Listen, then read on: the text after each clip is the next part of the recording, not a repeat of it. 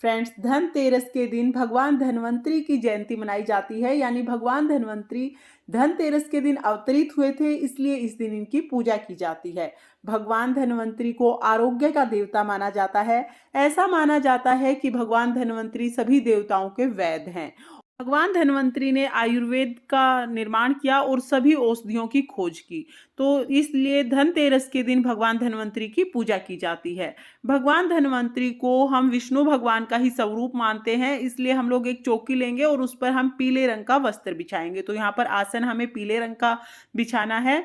उसके बाद हम लोग फूलों का या चावल का कोई भी किसी भी चीज़ का इनमें से आसन देंगे और भगवान धन्वंतरी की फोटो को विराजमान करेंगे। फ्रेंड्स, धनतेरस के दिन कुबेर भगवान की भी पूजा की जाती है, लक्ष्मी गणेश जी की भी पूजा की जाती है। तो हम यहाँ पर गणेश जी का पूजन तो कर ही रहे हैं, आप साथ में ही कुबेर जी का पूजन और लक्ष्मी जी का पूजन भी इसी चौकी पर एक साथ कर सकते हैं। या अगर आप अलग अलग पूजन करना चाहते हैं तो अलग अलग भी पूजन कर सकते हैं। यहाँ पर मैं भगवान धन्वंतरी का पूजन करके दिखा रही हूँ। साथ में ही धन्वंतरी भगवान के साथ साथ हमें कलश की भी पूजा करनी होती है। ऐसा माना जाता है कि समुद्र मंथन के समय जब भगवान धन्वंतरी अवतरित हुए थे तो उनके हाथ में एक अमृत कलश था। तो अमृत कलश के रूप में यहाँ पर हम एक कलश में गंगा जल भरेंगे और उनका भी पूजन हम लोग साथ साथ करेंगे। तो देखिए, यहाँ पर मैंने गणेश जी को, भगवान धन्वंतरी को और यहाँ पर कलश को विराजमान कर दिया है। इसके बाद हम लोग पूजा शुरू करेंगे।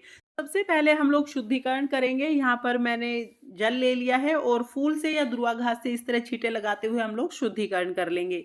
उसके बाद हम लोग अक्षत का आसन देकर दिया जलाएंगे। आप फूलों का आसन दे सकते हैं या अक्षत का आसन दे सकते हैं।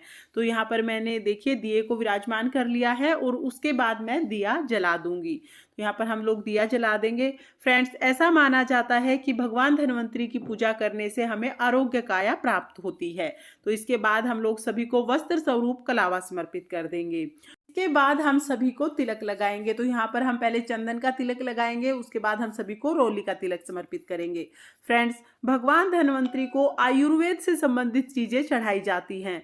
जैसे हमारी किचन में ही बहुत सी ऐसी चीजें होती हैं जो कि औषधि के रूप में इस्तेमाल की जाती हैं, जैसे काली मिर्च, लौंग, दालचीनी, बड़ी इलायची, इस तरह की बहुत सारी चीजें हमारी किचन में होती हैं। साथ ही नीम, एलोवेरा, तुलसी, ये सभी चीजें हमारे आसपास होती हैं जिनका आयुर्वेद में इस्तेमाल किया जाता है और जिनसे हमें घरेलू उपाय से भी बीमारियों से छुटकारा मिल जाता है। तो ये सभी चीजें हमें भगवान धन्वंतरी को समर्पित करनी होती हैं। इसके साथ ही हम लोग पुष्प समर्पित करेंगे। तो देखिए, भगवान धन्वंतरी को क्योंकि हम विष्णु भगवान का ही स्वरूप मानते हैं तो उन्हें पीले रंग के हम पुष्प समर्पित करेंगे। इसके साथ साथ हम कलश को, गणेश जी भगवान को और जो हमने दिया जलाया है दिए को भी पुष्प समर्पित करेंगे। तो इस तरह से हमें पूजा करनी है। इसके बाद हम लोग भोग समर्पित करेंगे। तो यहाँ पर भोग के लिए मैंने लड्डू लिए हैं। आपको भोग में जो भी मिठाई आप समर्पित करना चाहते हैं वो मिठाई आप समर्पित कर सकते हैं। साथ साथ हम भगवान धन्वंतरी को, मैंने जैसे कि आपको बताया, तुलसी समर्पित करेंगे। जो जो चीज़ें आयुर्वेद में इस्तेमाल होती हैं और हमारे घर में आसानी से मिल जाती हैं वो सभी चीज़ें हमें समर्पित करनी है। यहाँ पर मैंने तुलसी समर्पित की है, उसके बाद नीम समर्पित की है, आंवले के पत्ते समर्पित किए हैं।